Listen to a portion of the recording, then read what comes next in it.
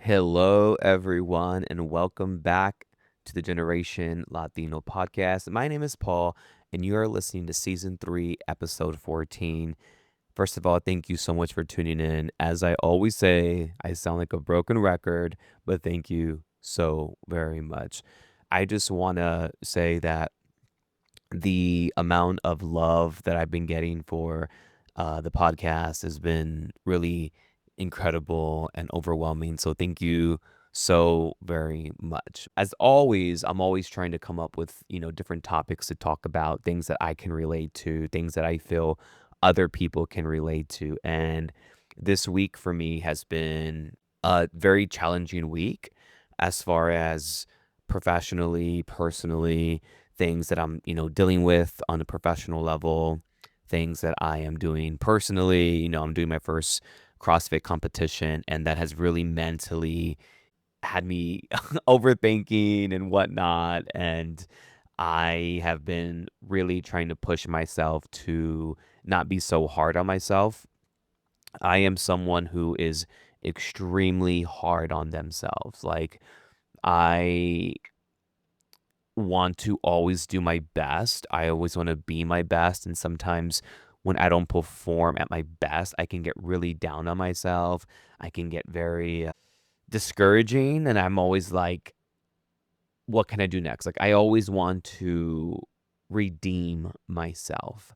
I always want to, okay, what can I do next? I grew up playing tennis, right? So if I ever had a bad match, after I was done playing my match, I wanted to play another match right away. Like, I wanted my next match to happen quick because I wanted to redeem myself. Same thing in theater. I grew up doing theater, been in over 100 shows and whatnot. But if I had a bad performance on a day, I couldn't wait for the next performance so I could redeem myself. Same thing with the gym or anything else. I had a really bad workout session a couple of days ago, and I was so hard on myself, and I was like, I couldn't wait to get back and redeem what I felt like I had done wrong. So today we're talking about something that doesn't get enough real, honest conversation. And to me, my friends, that is redemption. And the truth is that we've all messed up. We've hurt people, made bad decisions, or gone down some paths that we wish we could undo. But the real question is, do we allow ourselves to come back from that? Or do we just let our worst moments define who we are forever? And I say this because I honestly believe that we have a very hard time with not just forgiving ourselves, but letting ourselves redeem what we did wrong.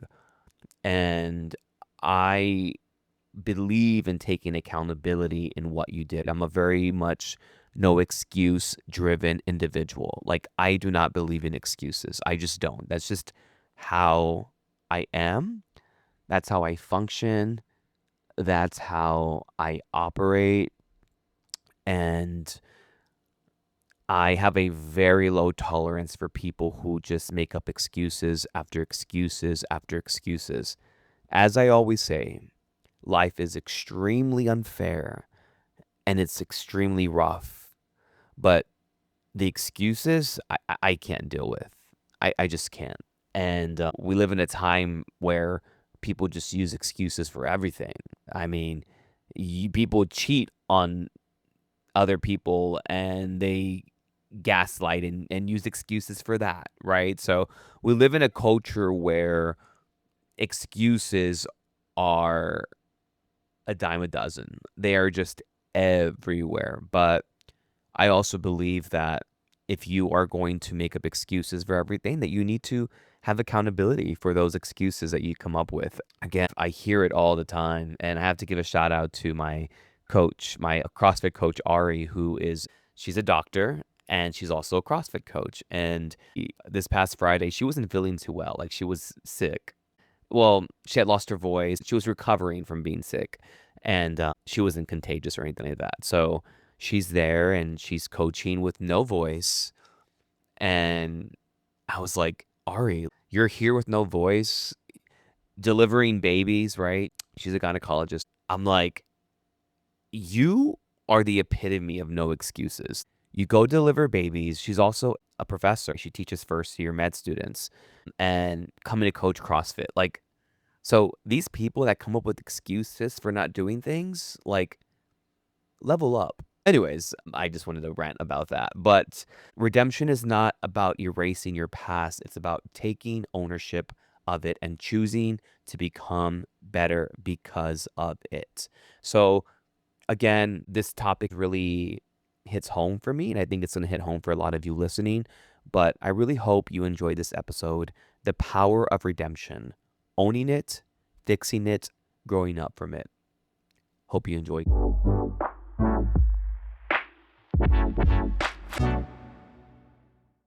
When I say redemption, there's a lot of things that people think about when I say the word redemption. Like, what do you think about when I say redemption?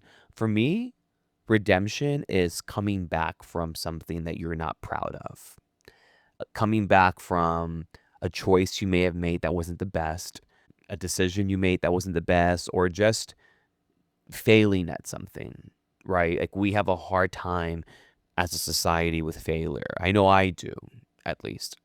Whether it's me getting a bad grade, a bad result. And this is why I love sports so much. And I've said it before. The reason why I love sports so much is because of the redemption arc that you can have, that is possible with sports. You can lose a grand slam one season and win it the next. You can lose a game on a Friday and win it on a Saturday. You can do extremely bad one day and then pivot and do extremely well. That's why I love sports so much. Believe it or not, I do love sports. I love sports documentaries. I love sports stories. I love hearing about people who can come back and redeem, right? Who can come back and, you know what? I didn't do too well this last Olympics. I'm going to train. I'm going to do what I can to do the best.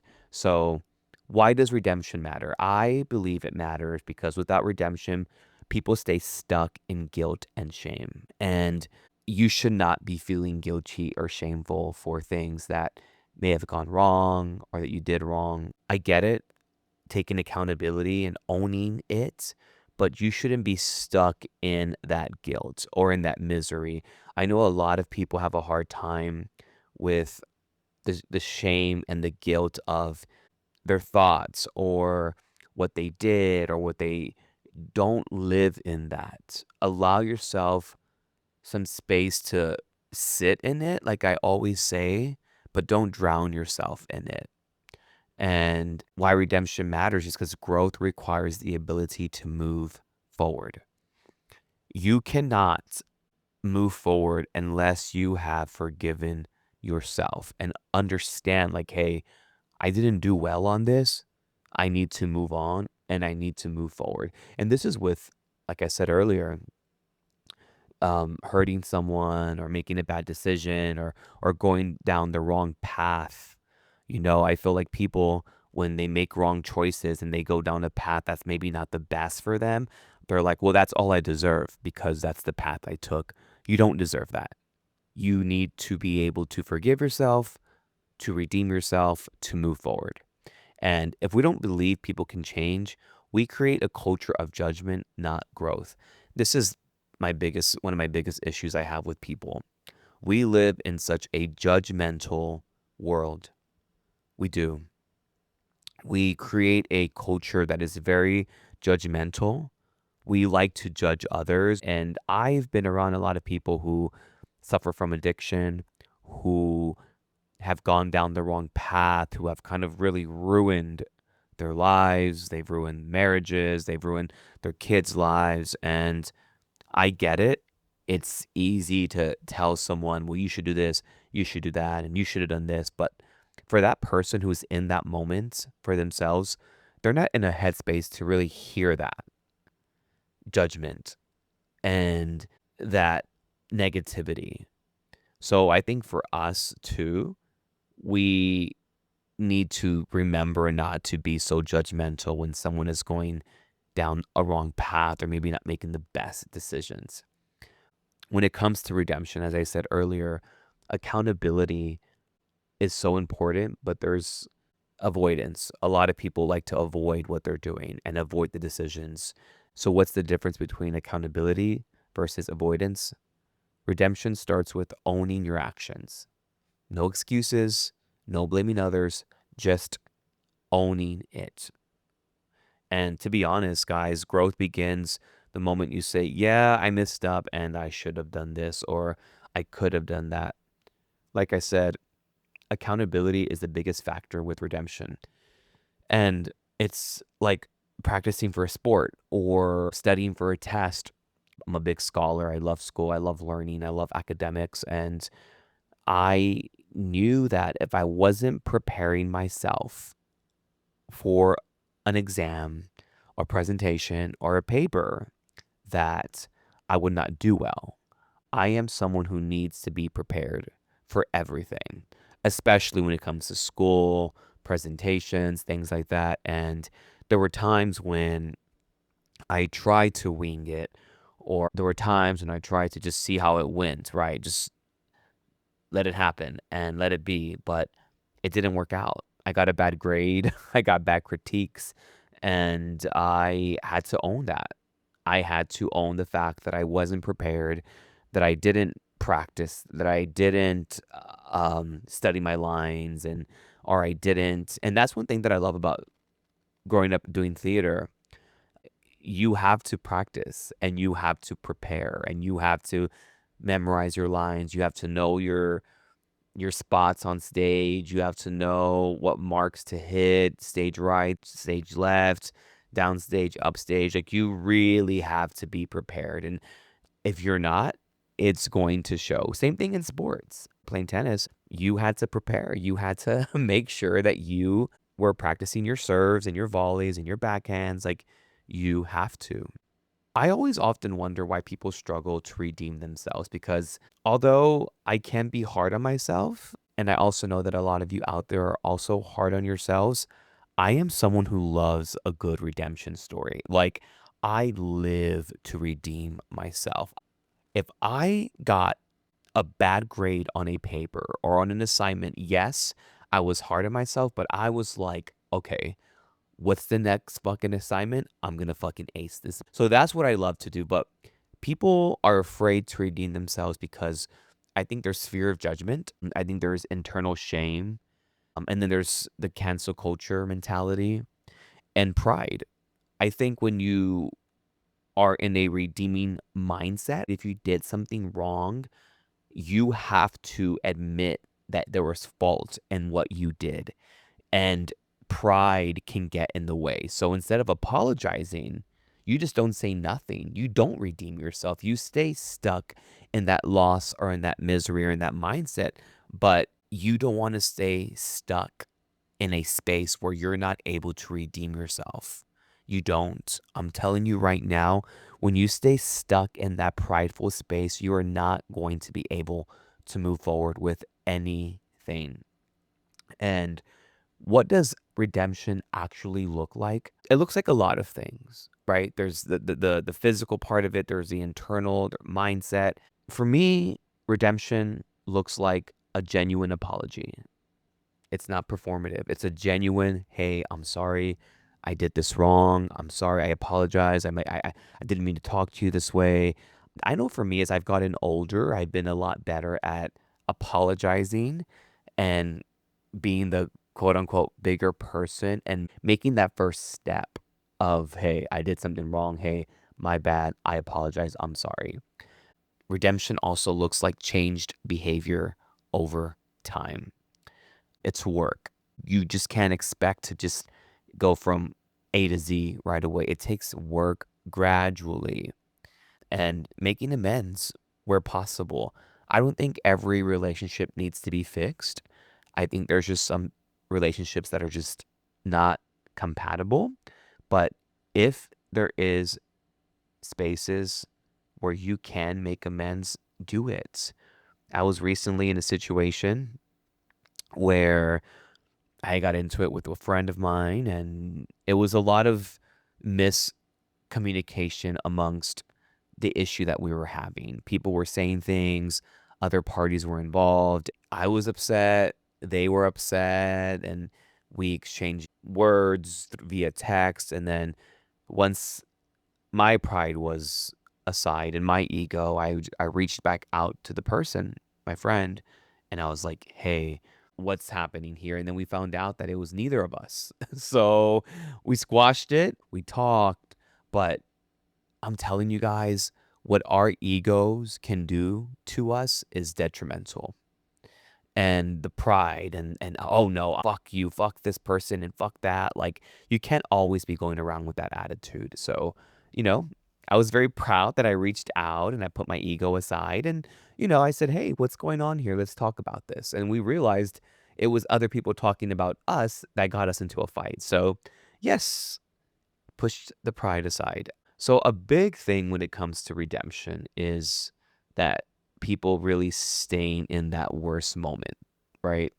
And the truth is that you are not your worst moment. One mistake doesn't define your entire life.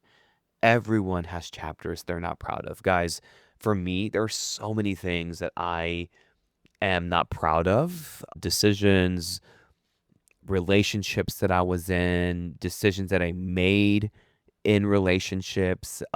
But a lot of us define ourselves in those worst moments. And the truth is that you are not your worst moment.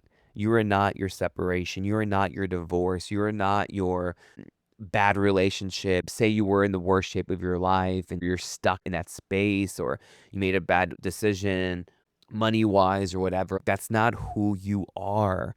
And I know it's easier said than done because we all have this like, no, I did wrong. I did wrong. I myself am always trying to work on forgiving myself and allowing myself space to move forward. But again, there are many chapters and things that I would have handled differently. Even with my divorce, people say, "Hey, what would you have done differently?" There's a lot of things I would have done differently.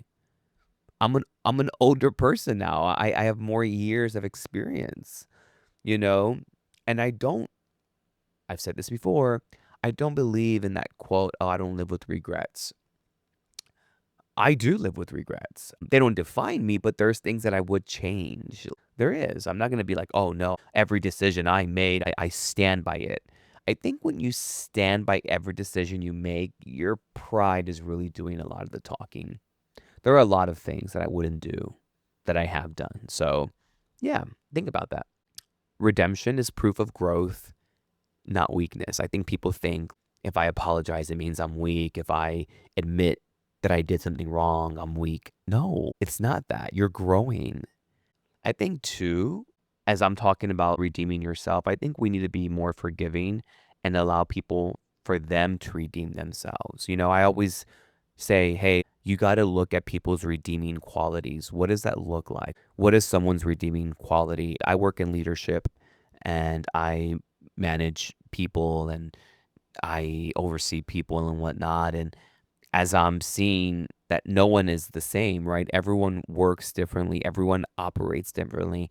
And for me, whenever I meet individuals, there's 20 individuals that you have to oversee or X amount of people you have to oversee. I'm always looking at what is their redeeming quality? What is it that makes them redeemable? Because if I had the mindset of off with your head, you're done, you're done, you're done, you're going to be the type of leader that nobody wants to work for. So I always tell people, younger leaders, younger people who are getting into leadership, you need to find redeeming qualities in people. I work with one person who has nothing good to say about anybody. Everybody is bad, negative, negative, negative. And I'm like, wow, you can even find redeeming qualities in people and you're a leader? Sure. Like I said, find redeeming qualities in people. So for me, being a leader, I'm very mindful of how I treat people and how I react to people. For me, I can sometimes be very reactive. I've said things that I'm not the proudest and I've apologized, even when I know that I am not in the wrong. Not too long ago, I had a staff of mine cry. I made her cry, right? And that was not my intention. I asked her a question about work, and I basically was like, what are you doing? I need you to do this, not that. I was professional. I was not mean or anything, but one of my other staff were like, "Hey, you made so and so cry." And at first I was like, I made her cry. What did I do? Like, these new Gen Z workers need to get tough skin, and I was all in my zone of they don't make people like they used to, and I was so pissed off. And I went into my office and I was like, Paul, you made someone cry. I know you didn't mean to, but you need to accept the fact that maybe that person didn't understand the way you did. So I brought the person in the next day and I was like, look, let's talk this out. I never meant to make you cry. I said, but I was just really talking to you about work and whatnot. And then we both talked it out. But, sometimes you're not even in the wrong, but as a leader, and I'm speaking from the leader mindset, you still have to take accountability and say, hey, look, I know I didn't intentionally want to make this person cry, but I did. So let's talk about it. And I apologized. I was like, hey, I never meant to do that. But again, you have to get the ego out of the way. You have to be able to get your own pride away, because a lot of people live in their ego and their pride, and they allow that to just dictate everything. And, don't let it. Do not let it. The whole purpose of this episode was to let you know the importance of redeeming yourself in whatever it is, whether, again, being in a bad relationship, making bad decisions, talking ugly to somebody, making bad financial decisions, or not putting your best foot forward, or going down the wrong path, hanging around with the wrong people, or dropping out of school and not feeling worthy enough. Redemption is a word for a reason. When you redeem yourself, you give yourself power. You get your power back. And if you've been someone who's lived in guilt or shame, you have the power to redeem yourself. Remember that. I'm working on it every single day. There are some times when I'm like, God, I shouldn't have said that. I shouldn't have done this. I'm like, don't live in that shame. Don't live in it. So many times parents live in shame. Don't live in shame. Remember, you are not stuck. You are not finished. And you are definitely not defined by your worst decision. Redemption isn't about pretending it didn't happen. It's about proving that you've grown beyond it. So if you've been holding on to guilt, shame, or regret, let this be a reminder. You still have time to rewrite your story. I'm telling you right now, every day, I have to tell myself, you're not your past. You're not the bad decisions. That is taking accountability. If you need to apologize to people, if you need to figure out a way to forgive yourself for making bad decisions, allow it.